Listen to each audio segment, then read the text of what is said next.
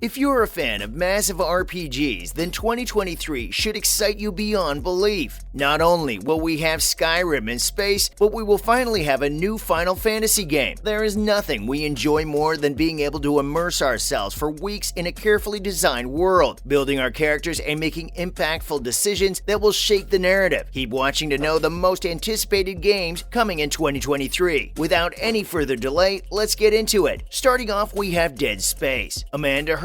2023 can't come swiftly enough. The original Dead Space is one of my favorite games to replay. I've got the jump scares and shop locations forever imprinted in my memory. And while the game has aged like the finest of wines, I'm still pumped for the remake because, like it or not, I have admittedly become a bit inured to the horror of it all. That initial sprint to the elevator, the first time an infector necromorph jabbed its needle thing into a corpse's head, and those haunting renditions of Twinkle Twinkle Little Star no longer hold the same impact for me as they used to. I still love Dead Space in its entirety, but I'm no longer sweating pit stains the size of a bison anymore. Hopefully, come January 23rd, my t-shirt will be drenched in sweat once again. Next up, Dragon Age, Dreadwolf, Meg Fur. Are we still optimistic that Dragon Age Dreadwolf will release next year? I mean, we can only hope, right? Sure, why not? Let's live in hope. Despite the ups and downs of its development, I am still waiting for Dreadwolf and hope for a worthy successor to everything Inquisition has delivered. Well, not everything. Multiplayer has been removed. Have a good trip. I look forward to another great open world to explore, an interesting new protagonist, a really good story, and of course being able to pat bald old Solus on the head and make some sense of it. Give me Tevinter and lots of returning characters, add some new faces, make it funny and heartbreaking, and I'll be happy. There are a lot of high expectations placed on Dreadwolf's shoulders, so in all honesty, if they push him next year to make sure he's decent, I wouldn't complain. Our next in the list is Street Fighter 6, Axel Nicolas Bosso. While we still don't know exactly when the next entry of this classic series will come out, and we have only seen a few characters of an apparently big roster, at least according to leaks, there's a good chance we'll be fighting with the sexiest version of Ryu during the first quarter of 2023. Street Fighter 6 is my most anticipated game at the moment for a couple of reasons, but to make it short, it's my favorite fighting game series ever. I love playing some Guilty Gear, Tekken, and other titles, but it was my man Ken who made me fall in love with the genre. Although Street Fighter V was pretty underwhelming during its first seasons, I cannot express how excited I am for 6. I played the reveal trailer way too many times when it first came out, even crying a bit. The new systems seem to have a high-risk, high-reward equation in mind. The brand new characters look amazing, and the general art direction is gorgeous, to say the least. Let's hope Street Fighter is finally back to reclaim its throne. Our next most anticipated game in 2023 is Forspoken, Jarell Levy. I can remember exactly where I was and how I felt when the first trailer for Forspoken dropped. The elation at seeing a high fantasy title from Square Enix featuring a black woman as its lead got me completely hooked into what Forspoken was all about. Later trailers showed even more women of color within the realm of Athia, and the game became almost a dream realized for myself and many other gamers. Seeing Ella Balinska celebrate and understand the impact of her casting on her Twitter gave me high hopes for Forspoken. Though it's been mired in a bit of controversy for its portrayal, I'm expecting the best. Luminous Productions seem capable enough, and the gameplay seems like it's tightening up. The fact that I get to ride a magical surfboard, cast spells in a gorgeous atmosphere, banter with a witty cuff, and parkour across the world while exclaiming, "Is that a mother